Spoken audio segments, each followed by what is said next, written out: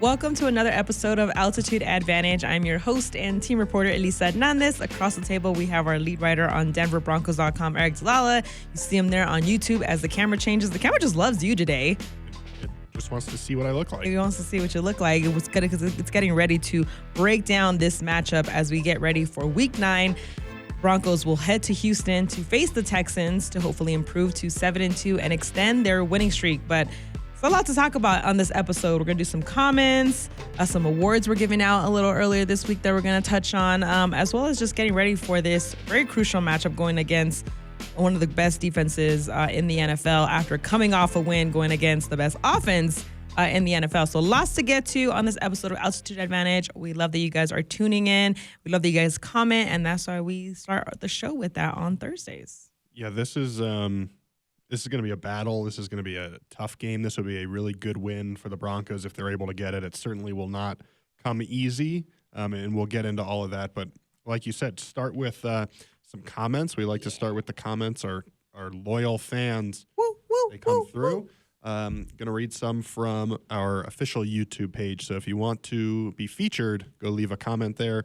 Starting with before the Broncos, 44-24. Ooh. 20 points. Kind of nice. Starting with those comments, the first comment, I don't think Bo Nix is going to let the first loss in 30 years happen on his name. No way, no how. We are beating the Dallas Cowboys. That was Yaga Milite, potentially is how you say that. YAGAMILIGHT. I don't know where the space is.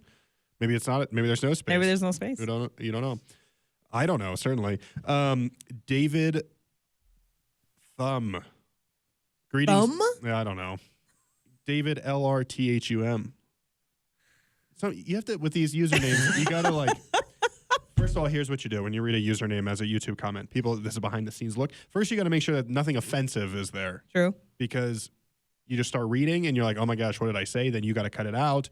That makes everybody's day take longer. So first, I try to make sure I don't say anything offensive. Then there's no capitalization in any of these names. So then you got to figure out, okay, where's the space? I feel like as the writer, that drives you crazy. Well, sometimes it's clear. Like the next person, Jabeezy. That's easy. Jabeezy. I know where that is. But David LR Thumb. Who knows? Greetings to all of you. I'm presently living in South Louisiana. I proudly wear my Broncos clothing. Nice. And then some other people chimed in. It's just me. 9090 says North Carolina here. Lifelong Broncos fan. Jay says Southern Oregon in the house. Love me some Broncos. So that's nice. Then heading to our friend Jabeezy. Definitely need some Mile High Magic this Sunday. My wife is a Cowboys fan, being from Texas. She said we're divorced during the game. Let's get this dub, DB4L. Well, Jabeezy, you got the better side of that. Hopefully the marriage is back on. Mm-hmm. That's what we were hoping for. Maybe give her a Broncos, maybe a nice Bo Nix jersey since he just threw 4 tubs. I mean, bring her over to the right side. That's right. DeAndre Weatherspoon, that one nailed it. Let's start fast and not wait until the fourth quarter to get started. Keep it simple. Love the throwbacks. Ball control. Didn't need ball control. Just threw that ball all over the place. Ran it all over the place. Mm-hmm. Good win. Let's see what else we got. James Woodside. Take advantage of that Dallas defense. Run through that defense. Dobbins will have a great game. Corners on full alert. Broncos defense will put pressure on Dak. Go Broncos. Oh, go Bo Broncos. Wow. I mean, he was right about Dobbins. Dobbins did have his second 100-yard rushing game. So. Dobbins played well. Third in rushing in the NFL. Conway Rocky says, man, Elisa, that jacket is fire. Send me one. ... LOL. LOL. It's like, it makes it so that if you don't send Conway Rocky one, it's not as embarrassing for Conway Rocky, but maybe you will. I do love that jacket. That jacket just appeared on my desk. I don't even know where that jacket came from. I'll say this, Conway Rocky, your hair looks nice in your avatar. I don't know if that's you. You never know on the internet, but it looks nice. I mean, you know what we look like because this is real. This is not AI or anything. Should we keep going? We got a lot of comments. Keep going. Keep going. Back again. Mile High Magic was alive and well. I think that was referencing the Giants game, maybe. Let's see, any other good one. Ooh, Christopher Kramer. I listen to a ton of Broncos podcasts. You guys are top 3. Love y'all. Wow. Don't listen to 3. Top 3. And we ain't 2 or 3, bro. Who's better? Come on. J4N style. I really enjoy watching you guys. Elisa, love the throwback jacket. Aric Statman, keep up the good work. Okay. Statman. Bob says, keep it simple. As a Broncos fan in Arizona, I proudly wear my orange and blue. Through thick and thin, I stay faithful to my Broncos. My Broncos are my favorite team. My second favorite team is anyone that plays the Cowboys. Okay. Well, then they're your favorite team twice. Harold Sanchez, here you go. That Salvadorian food about to be fire. Hey, can never go wrong with pupusas. You can't go wrong with pupusas, and they did have some food trucks at the Vamos Broncos game. So if you guys went out to enjoy that, I hope you guys enjoyed it. It was a fun time out there. It was really fun. The Lucha Libre was fire. Chase Bircher, here we go. Hater of the day. This podcast would be easier to watch if an NFL veteran was hosting. Bro, I played in the NFL. Leave me alone. And Trezor says, just don't watch. Question mark. Which is true. Like, if you don't like it, maybe still comment. Or you could go watch Broncos HQ. That's true. Steve's on there. That's true. No, watch this. Okay. Watch everything. And then after the game, people are fired up. This person, 03, I don't know how to say this. Bo is one of them guys. I don't care if the national media thinks that. I watch so much football, and I know what I see. Okay? Can't knock what you see. Daniel Bishop says, I'm in New Hampshire watching this podcast. Thank you. New Hampshire. Our friend Bill. Have you ever been to New Hampshire? Yeah. You have? I used to live there. It's true. Bill Bell says, that's going to put you out of commission for a couple of minutes thinking about that. Bill Bell says, finally, 4 quarters of offense. Woohoo. I think their potential is a Lombardi. It's a very good year to be a Broncos fan. It is. Every year is a good year to be a Broncos fan. And then, that's true. That's a good point. Orlando says, after every win, I immediately think, I can't wait to hear Elisa and Aric talk about this game. That's nice. Aww. I love that comment. Mary M, 1093. I'm not saying that I'm a good luck charm, but it is interesting that I wasn't able to watch the first 2 games. I was on a cruise on the Baltic Sea, and those are the only ones we lost. I assume she's talking about the first 2 road games. Yeah. Mary, you stay away from that Baltic Sea for the rest of the year. You stay off a cruise ship and you watch the games. You got it, Mary? You got it? We need you. Cameron's loving you. It keeps cutting you just over and over again. M. Roddy Dog says, Bronco Nation, what do we think about Patrick Surtain? Bro, it's Broncos country. We're not reading the rest of that. That's all the comments. And we'll get to some of that a little later. We appreciate you guys commenting. Again, you guys can leave comments on our YouTube channels through all of our content, from Broncos HQ to the instant analysis to, of course, Altitude Advantage. We appreciate you guys' comments. We appreciate you guys listening. We love doing these breakdowns for you guys. And this week was definitely a good week to be a Broncos fan. How many towns do you think you can name in New Hampshire? Any? You know what? Remember that conversation we had in the office where, like, how many people are in Australia? Do you remember that one coworker that was like 7 people? Yeah. That's how I feel about New Hampshire. Oh, New Hampshire is lovely. It's a beautiful place. I've never been there. Beautiful. In the fall, especially. New Hampshire? Yeah. This is no shade to New Hampshire. I've just never heard someone like. Beautiful. Okay, when I was younger, I used to think the Northeast. I used to think New Hampshire sounded like New Hamster, and then when I was younger than that, I used to think New Hampshire was a shrimp. A shrimp? Yeah. Like I pictured like a shrimp, like New Hampshire. Type of shrimp? Yeah, like a New Hampshire. It was like a hamster was like a shrimp. This is when I was little, guys, not when I was tiny. Okay.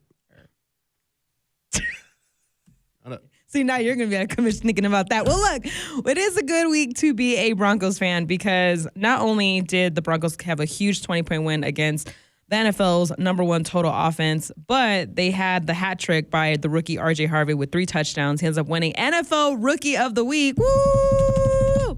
And Wil Lutz. There's Lutz to talk about here because he is AFC Special Teams Player of the Month. Woo! We got to hype up our guys because, I mean, both of them have really been impressive. The run game has really transformed, and obviously Wil Lutz has just been money. what he's been able to do and just the reliability. And honestly, with the way that kickers have been playing across the league, Broncos country, I know you're very happy to have Wil Lutz on your side. Yeah, Lutz was really good in October. Made all 6 of his kicks, all 9 of his extra points, 2 game-winning kicks. He had the one against the Jets, and then obviously the one to cap the comeback against the Giants. And only kicker in the AFC to make 2 55-plus yard field goals in the month of October. Obviously had the long one in London. He's got the 2 longest field goals in the history of Tottenham Hotspur Stadium. But then also had one against the Eagles. He also had that big kick against the Eagles late to push the Broncos' lead to 4, which kind of changed the whole complexion of the end of that game. So, yeah, Lutz has been good. Knock on wood, he keeps it rolling. I know kickers, they get in a rhythm. They're like golfers, and you don't talk about it. You just keep going. So, but yeah, Wil Lutz has been a big part of this thing, and only the second Bronco ever, surprisingly, to win AFC Special Teams Player of the Month on multiple occasions, joining Matt Prater. So, shout out to Wil Lutz, an impressive month for him. And then R.J. Harvey, first Broncos running back since Javonte Williams, coincidentally, to be a running back to win Rookie of the Week for the Broncos. And then Bo, we know, of course, won 3 times in back-to-back-to-back weeks last year. So first one since that. But, yeah, R.J. didn't have a ton of yards, but he only had 8 touches, I think, and scored 3 touchdowns, averaged more than 6.5 yards per carry. Good player, and I think that, you talk about Dobbins and Harvey, what they combined to do, and we'll talk about this more later, but you basically had 180 yards rushing between the 2 of them and 3 touchdowns. You'll take that from a duo every week. And so, shout out to R.J. Harvey as well. Good for him.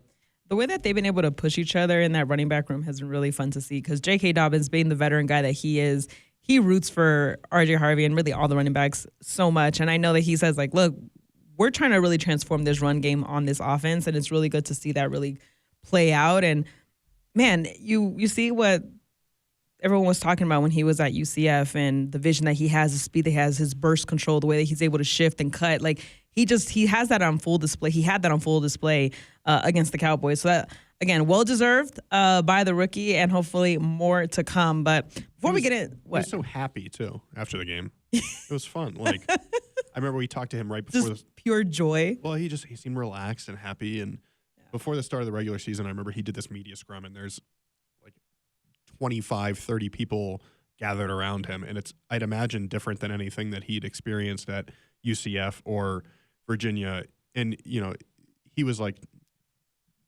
just being very professional, and like he was a little quiet and a little reserved. And it was like, man, you can tell. We talk about like the on-field adjustment for rookies, but there's so much other stuff you have to adjust to. And it was like, oh yeah, this is part of it, of like, oh, I'm in a market that is a big football market in a big football town. And like, you could just tell that it was like, whoa. and so to see him like have fun and kind of, just, you can tell he's maybe more relaxed now. And so the rest of the season, as Sean Payton said, you need these guys to continue to contribute, the rookies, that is. And if R.J. Harvey can add that, I think nationally he's starting to get some pop too, of like this dynamic guy that is Alvin Kamara-esque, or at least being used in a similar way. And then how that opens up the offense, it'll be really exciting to see. I think we'll get to this, but there's like this notion that, week 5, week 6, like this is what the offense is. No, it evolves over the course of a whole season, especially when you have young players.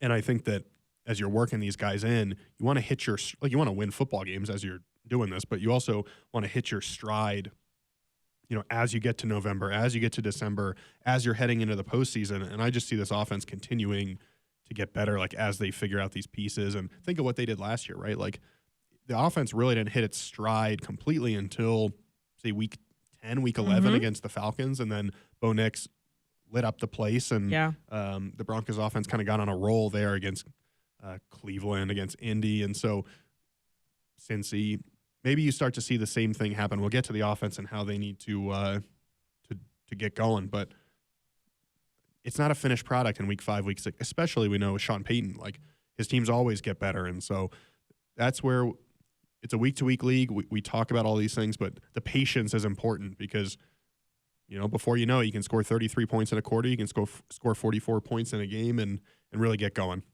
Let's talk about the rookies really quick because Pat Bryant also had his first touchdown of his young career. Obviously, we saw Jahdae Barron get his first interception of his young career as well. Just the development of what they've been able to do. It is flashback to last year and what Troy did at that time and what some of the rookies were able to put up to really kind of help that team last year progress. And it's really nice to see that these rookies are picking up from where they left off. And when I talked to Troy after that game, he mentioned, I'm having a good year, but I can't wait for the rookies to go into year 2 for them so they can experience that same thing. And the things that weren't clicking in your rookie year are going to click so much better in year 2. But to see the way that the chemistry of this team is really going, whether it's the running back room or the wide receiver room, the thing impresses me about Pat Bryant specifically is that, yes, he was very excited about his touchdown and everything, but he was like, yeah, but I'm willing to block too. I'm willing to do whatever. Touchdowns are going to come. They're great. I know that this team is going to put me in a position to make plays, but I want to make plays other ways too. And we saw that especially in the preseason when he was blocking and really showing off his skills there. That's really going to go a long way for this rookie team. But when I talked to Talanoa Hufanga, he said it's just really fun seeing these guys come into their prime and taking advantage of these moments because that's what it's all about.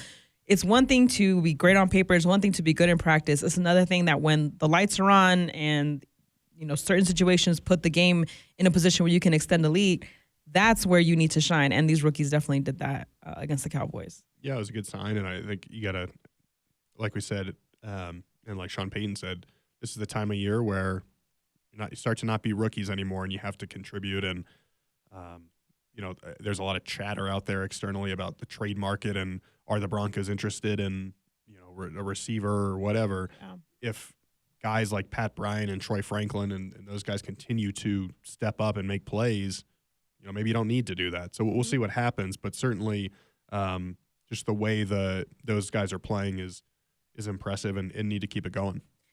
We definitely need to keep it going. And with another week comes another test, and we're going to talk a little defense right now on both sides, right? But first I want to start, obviously, it is unknown what the status of Pat Surtain II will be for this Sunday. Reports did mention that he could miss some time, but nothing has been official.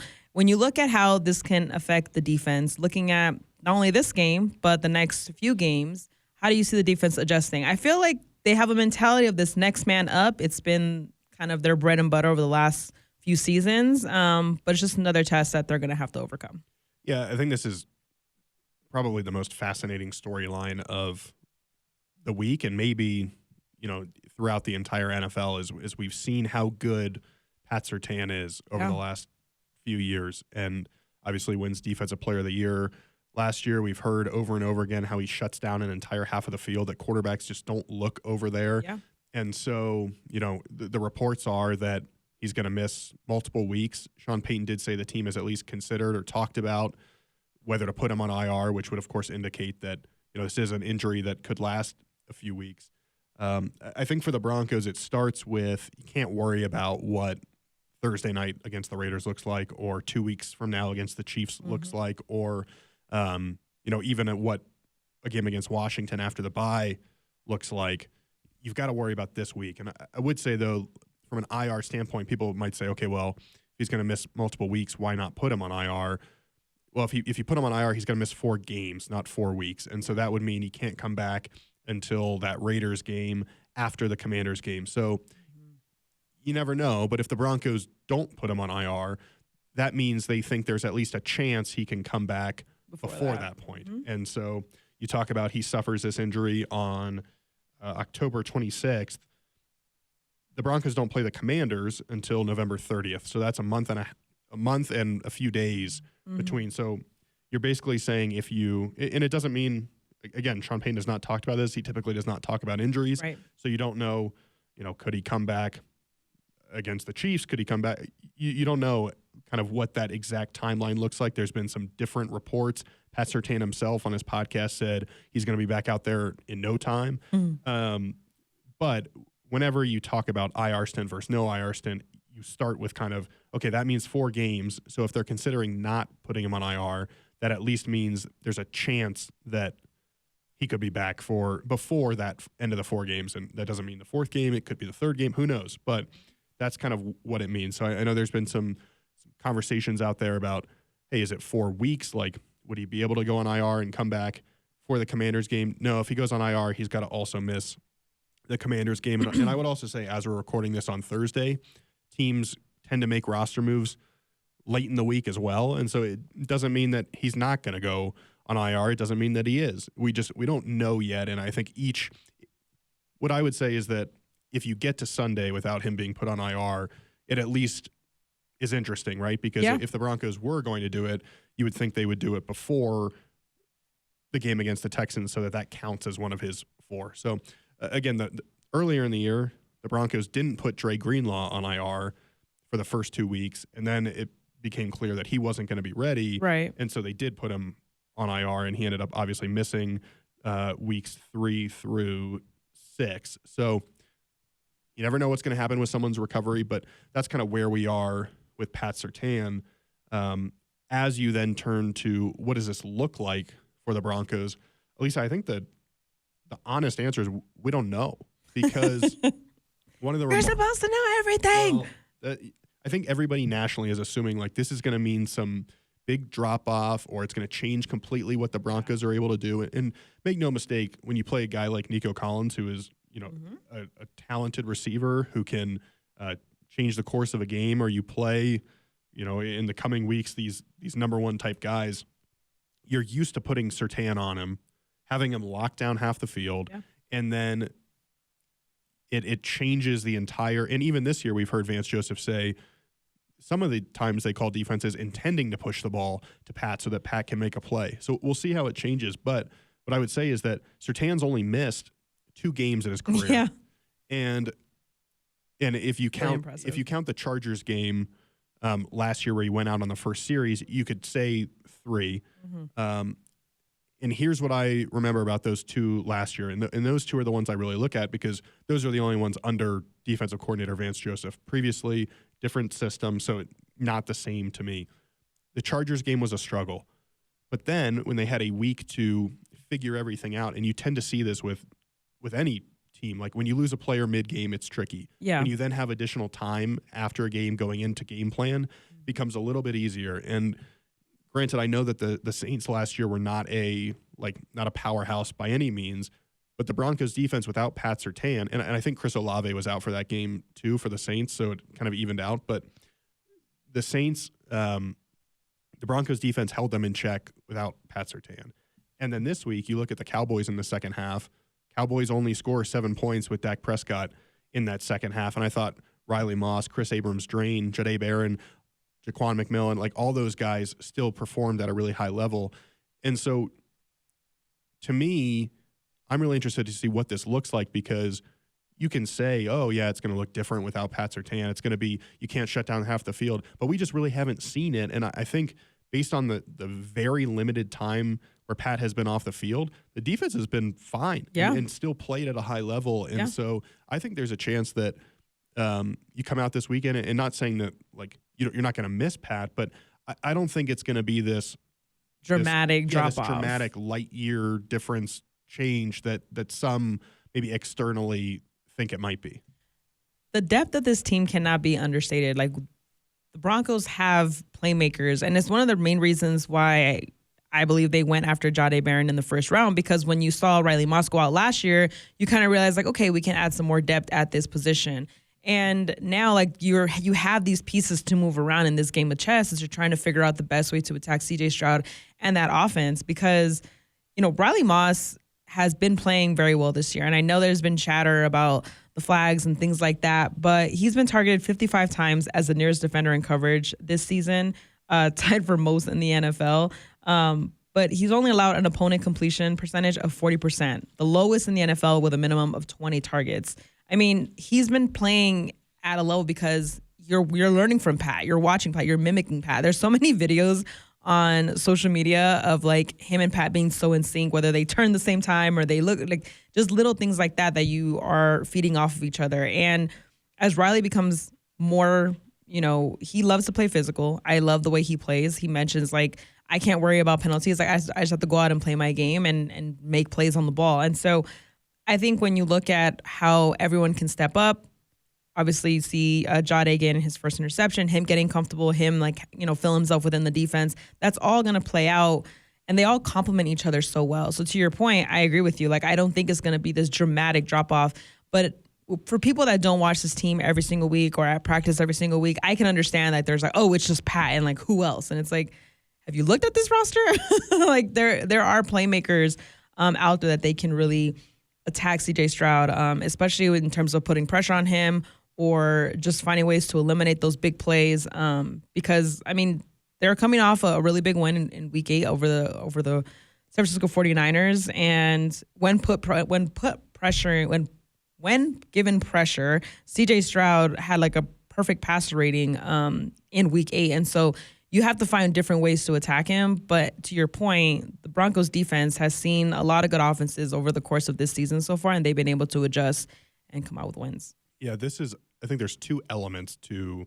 Like now that we've gotten past, okay, if Surtain's not out there, which everything we've heard reporting-wise suggests he won't be, then you get to, okay, the Broncos talk about rush and coverage. Mm-hmm. Starting with the coverage, you mentioned those guys, Riley, and how good he's been.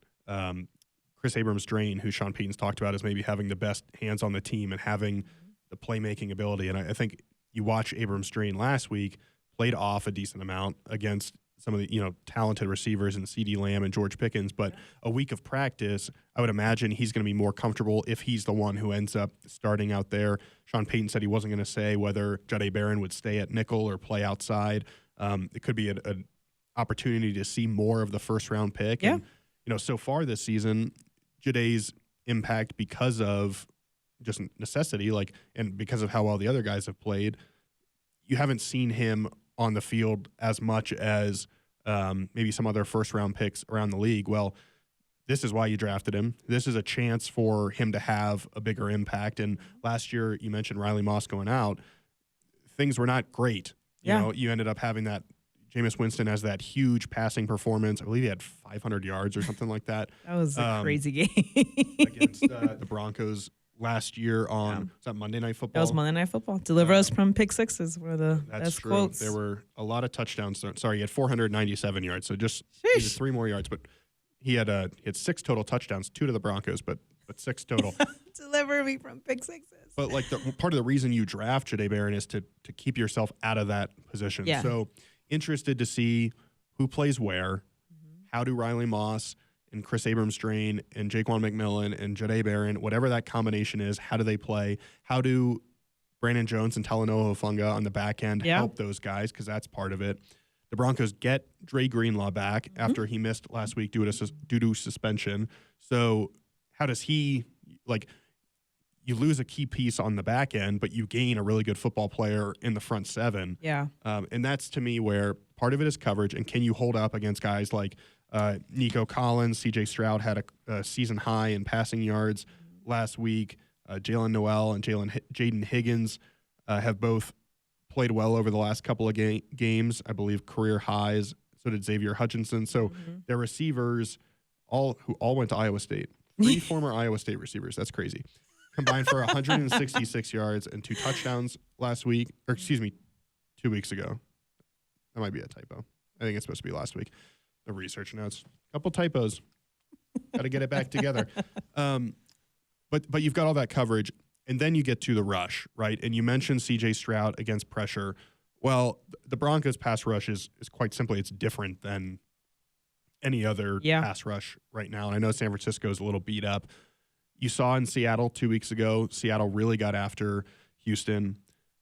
I would say this is a chance to learn about the secondary for the Broncos, and it's also a chance to learn about the pass rush, because I think there's this notion out there too that part of the reason the Broncos pass rush is so good is because you've got Surtain back there. Yeah. And so he shuts down a side of the field. Riley Moss locks up the number 2. You've got either McMillan or Barron in there on the slot guy, and they've got an extra second to get to the quarterback. And that's true to some extent, but also if you're Jonathan Cooper, Nick Bonito, Zach Allen, JFM, show that, no, we can do this. We don't need that extra second, right? Yeah. If you're Nick Bonito and Jonathan Cooper, you've got these fastest get-offs in the league. Show that Facts. you can get off the line of scrimmage and get to C.J. Stroud and make it so that whether it's Chris Abrams, Drain, Jahdae Barron, whoever it is, they don't need to cover for 3 seconds. They can cover for 2 seconds or 2.5 seconds, and boom, you're at the quarterback. And we know that the Texans have struggled a little bit in protection. And so that to me is like all year we've talked about rush and coverage working together.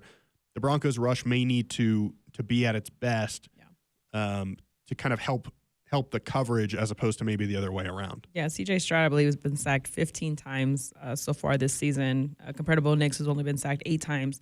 And you look at how, he's able to find his receivers, and you mentioned Jaden Higgins. Yeah, you're right. Career high with 37 receptions or receiving yards, I believe it is.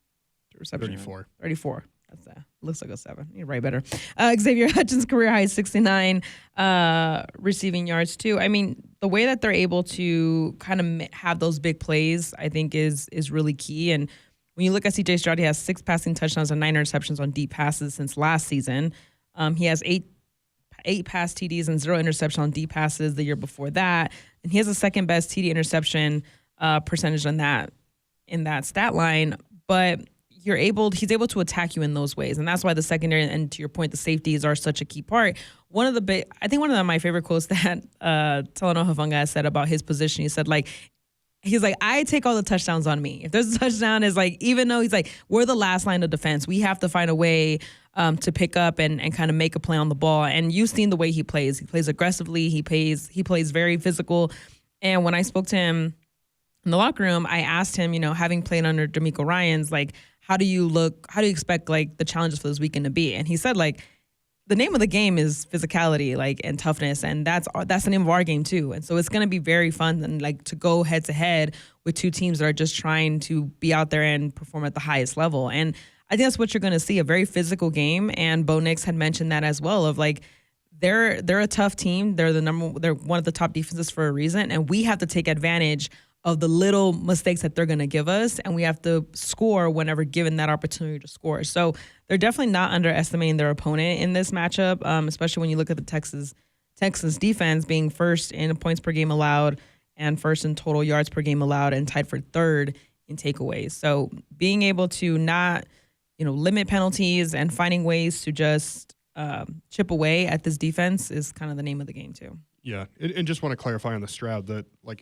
his strong performance in deep passing was 2 years ago as a rookie, and then the last 2 years has struggled in that area. His passer ratings dropped almost 80 points, went from, like you said, 8 touchdowns, no interceptions, to 6 touchdowns, 9 picks over the last 2 years.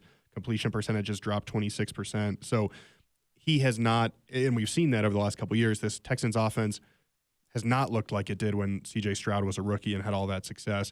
The Broncos' goal this week defensively is to make sure that you keep them there, right? And that you don't let them get going. And last week against the Niners, you saw closer to what C.J. Stroud looked like as a rookie. You don't want to let him replicate that. You want to get him closer to where it's been the rest of the season. But I think what you mentioned with the Broncos offense versus this Texans defense, it is going to be potentially the hardest challenge of the season for Denver. I think the keys are, one, you got to run the ball well. The Broncos have the 3rd-ranked rushing offense in the NFL. The Texans have a very good rushing defense. So whoever wins that battle, it's going to be important.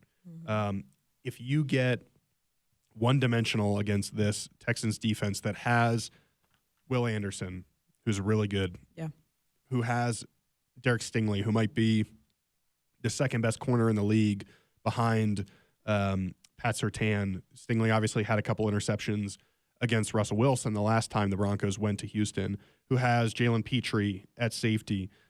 These are guys that Kamari Lassiter has 2 picks.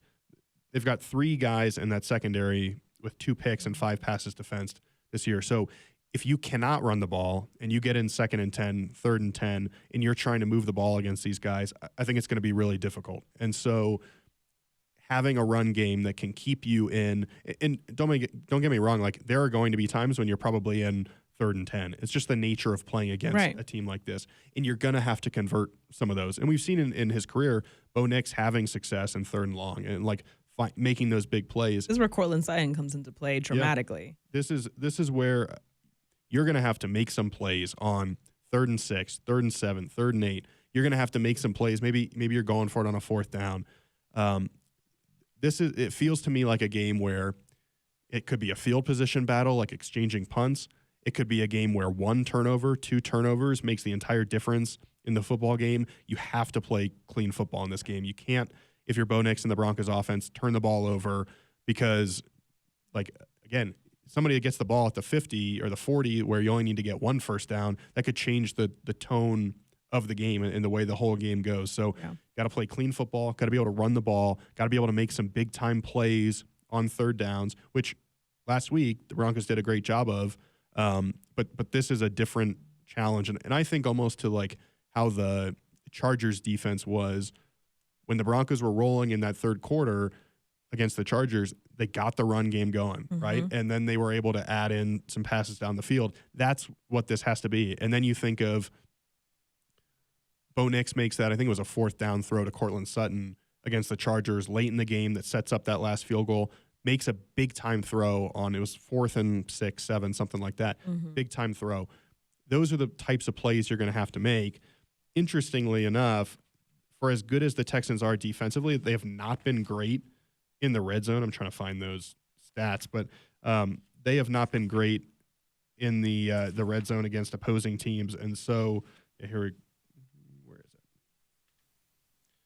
I'll find it. But so that's got to be somewhere where you've got to take advantage of, hey, when you get down there, if you're the Broncos defense that has been so good in all these, every category basically, how do you find a way to stop them in the red zone on 3rd down, on 4th down, and then you take advantage when you're down there. So the Texans, like you mentioned, number 1 in total defense, I believe number 1 in scoring defense as well, right?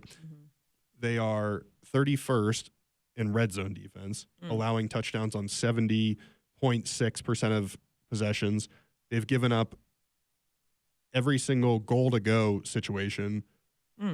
They've given up a touchdown. Now, it's also possible, I don't have the number, I just have the percentages, not the reps. It's possible that they've just allowed fewer red zone. And Sean Payton talks about this sometimes where you go to the cut-ups of, like, here's the goal to go, and there's just not that many because they don't allow teams to get down there. So that could be part of it to some degree. But when you're down there, if you're the Broncos, they've been good in the red zone. They were 4 of 5 last week. Broncos offense is now in the top 10 in scoring. You're starting to get it going a little bit. You've got to keep it going. And especially, it's like not that Joe Lombardi said it last week, right? Like, it's not ever all that different. It's 3rd down, it's red zone, it's don't turn the ball over. But when you play a team like this, it's, hey, if you've got, Houston doesn't give up deep shots. And so if you've got 1 or 2 chances where, hey, you've got this guy open or he's got a step, it feels like a game where you've got to capitalize on that. You might only have 2 or 3 red zone possessions the whole game. If that's the case, you've got to score touchdowns on those red zone possessions. And so it feels to me, like you mentioned at the very beginning, a physical game, a back and forth game, a defensive slugfest that it's all about offensively taking advantage of your chances and defensively holding the Texans in big moments. Yeah, the big moments have come for both of these quarterbacks. Bo Nix and C.J. Stroud both rank in top 10 in passing yards since last season. And Bo has been playing pretty good during this 5-game win streak. He has 13 total TDs, only 2 giveaways. He has a touchdown pass thrown in 16 straight games. I mean, he's been finding ways to almost be methodical in, like, how he's going to score, whether it's using his legs, whether it's finding his receivers, whether it's being aggressive and going for 2-point conversions, whatever it is, they're finding different ways to attack defenses. And I think when you go against this defense, you mentioned it is going to be the big test for the year for them because they're going to have to play very clean football. And those little penalties that Quinn Miners had mentioned, while the game is happening, you don't really know how much it's affecting you until the end. They can't have that against this game because the defense will take advantage. And I think takeaways is going to be a huge part in it. The good thing for the Broncos, it seems like they kind of turned the page a little bit on that, and they were able to get 2 picks on Dak Prescott. And they all have mentioned when turnovers come, they come in bunches. And so you're hoping that you can hopefully get some against C.J. Stroud to put Bo Nix in better field position so they can go ahead and score, be aggressive, strike fast, and just find a way to have a balanced offense. I think I'm really happy we saw that on display against the Cowboys. But to do that on the road is going to be a different test for them. Yeah, and you've got to keep your composure. Like the post-foul penalties, Broncos had one of those a few years ago that in Houston that really changed kind of the tone of the game there, gave Houston another chance at scoring a touchdown.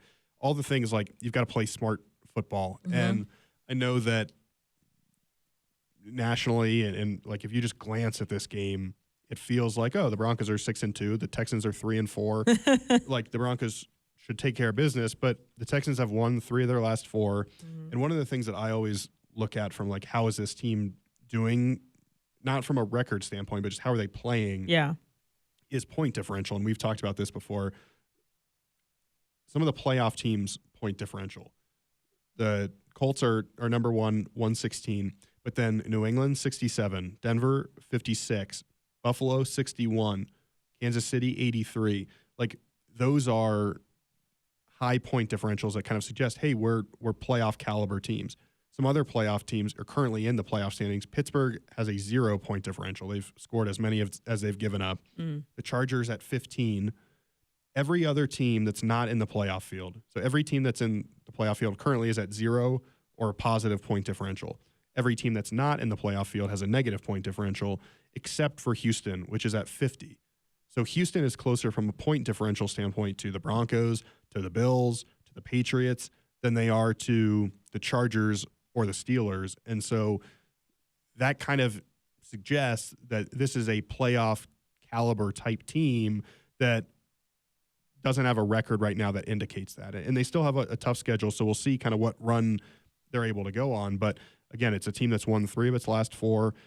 You know, it's a rookie quarterback in the Titans. It was a backup quarterback for the Ravens. It was a beat-up Niners team that had a backup quarterback, but they still won all those games by double digits. And so you've got to be ready for this. This is a good team. And, you know, it's on the road. I would put this right up there with, like, the more impressive wins the Broncos have had this season, even though at the end of the year when we do, like, oh, they beat teams with winning records, losing records, it's not going to show up as a team with a winning record. Mm-hmm. But this is a good football team, especially led by their defense. And if C.J. Stroud plays at the level he did this past week, it's going to be as difficult a challenge as me. It's going to be similar, I think, to like how it was to beat Philly. And so you've got to be really ready to go. It's a physical, like who's going to want this more? And you hope that the Broncos kind of see the position that they're in. And again, I think this is where Sean Payton does a good job of getting guys ready to play, but this is going to be a close one. I bet this is going to be a nail biter till the very end. And hopefully the Broncos find a way to make 1 or 2 more plays and come out ahead. Week 9, Week 10, Week 11, looking at the big picture, right? Not going super deep into it, but the Broncos had 4 of this little stretch they're having 4 or 5 at home, right? So they have 2 home games. They're on the road this week, and they come back for 2 more home games. How do you see them using like the momentum from what they've been able to do at home to translate that on the road, and how beneficial is it to know what, regardless of what happens, you're going to come back for 2 games at Empower Field at Mile High before going into the bye week? Well, I don't know that, like, I think it'd be a mistake to look ahead if you're the team, because you've got a short week coming up next week. And so I think it almost feels to me like a London situation where don't think about Thursday Night Football. So don't say the T word. Exactly. Like, you cannot look ahead to that and be like, oh, we've got the Raiders next week, and then we're getting close to the bye. Yeah. If you do that, you're going to drop one of these. And with all the, we talk sometimes about, we've talked before, like, oh, you get to 3-3 or 4-4, like, can you win? Can you split the next 2 and kind of stay in that mix? Yeah. The Broncos are at a different point this season. It's no longer, to me at least, about like, and they've talked about this, it's not about, hey, can we make the playoffs? Can we sneak in as a 7 seed? The Broncos currently have a 2-game lead over the 8 seed in the AFC. So, like, from that standpoint, you're doing well, and like a win over the Texans gives you a 90% chance of making the playoffs. But it's not about making the playoffs. The Broncos have talked about wanting to win the AFC West. That's position in the playoffs too. You're right. But like, you've done all this work to get to 6-2. You've won some nail biters against the Eagles, the Jets, the Giants. If you then slip up, and listen, if you go down there and you play your best and you lose in a close one, like, that's one thing. But One thing to live with, yeah. But if you're not ready because you're looking ahead to Thursday night or the Chiefs game in a couple weeks or the bye, and we'll talk about this again with the Raiders, that like you cannot overlook the Raiders because the Chiefs are coming up. So you are going to really regret looking like you just can't do it, because when you get to 6-2, the opportunity of getting to 7-2 and keeping that lead of the division is everything so much better than being 6-3, and now there's a three-way tie potentially atop the division, and you kind of lament. And again, there's ways where a loss, like you still play your best football and you just tip your cap, but if you're looking past it, that's a different thing. And all that said, I don't think there's any way that happens just based on how Sean Payton has handled this season, how he's had these guys ready to go, did not let them look ahead before London, then had them turn the page after London, and it was ugly for a while, but they found a way to get a win. Yeah. And then he talked about, hey, after that win over the Giants, he'd seen the numbers on teams after a dramatic win like that, and he got them ready to go again, and they blew out the Cowboys. So he's had the pulse of this team. He's had them ready to go. I expect it'll be the same, but Houston has to be circled, and you can't worry about what happens when you come back. I would say more so than the home games giving you confidence, it's that you went to, there had been a stretch of road games that the Broncos lost. You win in Vegas last year, but then you lose at Cincy, you lose at LA, lose in Cincy, might have been one. I think those were the two. And then obviously the Colts and Chargers to start this year. It had been a little bit since the Broncos won a road game. The fact that they go to Philly and win that game, I think, says, big, yeah. Hey, we can do this. We can win an early start. Sometimes that's tricky, right, when you're used to playing at 2:30 and you go and have an 11 a.m. Mountain kick. But Sean Payton said this week, clock's moving forward, or you fall back, so get an extra hour of sleep. It'll feel like noon. We practice at noon. We'll be ready to go. It's like all these things get considered, and that's what gives me confidence that, again, I still think it'll be a close game, and we'll see who's able to pull it out. But I don't doubt that the Broncos will be ready, especially after a couple years ago, the Broncos went down there. They were not like, and Sean Payton said this at the end of the year, the first quarter went the Texans' direction, and it ended up kind of put the Broncos in a hole. They weren't able to recover. I don't think you're going to see that same thing happen again. So we'll see, but they're going to be ready to go, I bet. The Broncos have won 6 of their last 10 matchups versus the Houston Texans, and Week 9, as you mentioned, will be an 11 a.m. Mountain Time kickoff for the Broncos. That's going to be fun to watch. Yeah. Texans outscored them 10-0 in the first quarter, and it was like that set the tone. You can't let that happen again. That's the thing. You brought up everything that head coach Sean Payton does when it comes to looking at stats after an emotional win. Like, all that is like the behind-the-scenes small details that separate Sean Payton from other coaches. It's just the fact that you're looking that deep into figuring out, like, after an emotional win, this is what happens. How do I help my team turn the page? Like, how am I able to get them back on track? Because if they dwell on this too much, history or records have shown that it can lead to this result. Like, the best way to deal with a win is get another one, And I think one thing that you never worry about the Broncos team is their focus. They're clear, they're locked in, they're focused on whatever opponent's in front of them. It doesn't matter what media asks, like, they are locked into whoever they're playing. And I think that's a big testament to the culture that's being built here, to the identity that's being created here. And I just always think back to my first season here, the first podcast we were on, and we're just talking about, what is the culture of this team? What is identity? What is it going to be? And now that you're seeing it just 2 seasons later, it's very impressive how quickly things have turned around for this franchise and how quickly things have turned around for this team, and how everyone is buying into the fact of, it doesn't matter how many games we've won. It doesn't matter that we're 6-2, in the sense of, we expect ourselves to be at 6-2. So we have to go out and, as you mentioned, be 7-2, be 8-2. And that's a big part of how they're able to continue like this winning culture. Yeah. And I think if you look at that last game, it kind of gives you, I'm not saying it's going to be the same, but I think it could be a similar type, like, grinded out type game. The Broncos in that game were 0-11 on third down. The Texans were 4 of 16 on third down. So, like, both defenses had an advantage. Yeah. The Broncos fall behind 13-0. They end up, It's a 22-17 game. They obviously have a chance right at the end.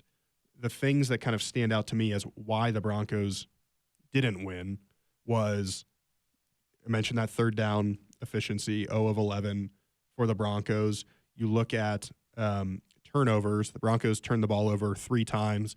Texans turned the ball over once. The Broncos forced a fumble that was in Jonathan Cooper's hands, and he somehow wasn't able to come up with it. I still don't, years later, don't understand that. I wish the camera was on you when you did that. It's right there. I know Coop was sick after that. The Broncos were sacked. They actually recorded 5 sacks, and the Broncos gave up 3 sacks. So they won the sack differential, but I think this time, just based on what we know about Bo Nix, I would imagine that becomes a bigger advantage for Denver, that sack differential. The third down numbers have been better for Denver over the last couple of years, so I would expect they'd be better there.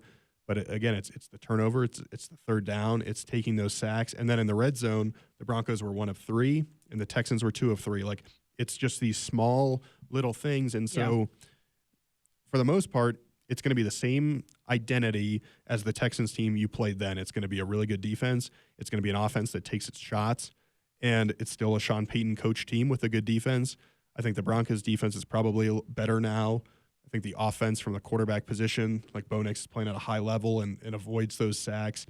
So it's all, but it's still going to come down to those same things. And so hopefully we're talking Monday about, hey, the Broncos were better on the turnover margin. They were better in the red zone than they were a couple years ago. But I bet we're going to look at that as like, man, that was a slugfest. Well, I've always mentioned defense wins championships. So I'm very excited for this game because defense against defense is one of my favorite things to watch, as you mentioned, to see who can pull it out in the end. And you are living up to your name as Statman, as given to you by one of our Broncos country commentators. But that'll do it for this edition of Altitude Advantage. I'm your host and team reporter, Elisa Hernandez. Across the table, we have our Statman and lead writer on DenverBroncos.com, Aric DiLalla. Reminder that kickoff is at 11 a.m. Mountain Time. It's an early kickoff, but very excited to watch this team go head-to-head and hopefully extend their home winning streak. Their winning streak and their home winning streak when they come back. I'm going to manifest that right now. But if you guys are going to stay tuned to everything going into this matchup, make sure you guys visit DenverBroncos.com and stay tuned on our YouTube channel.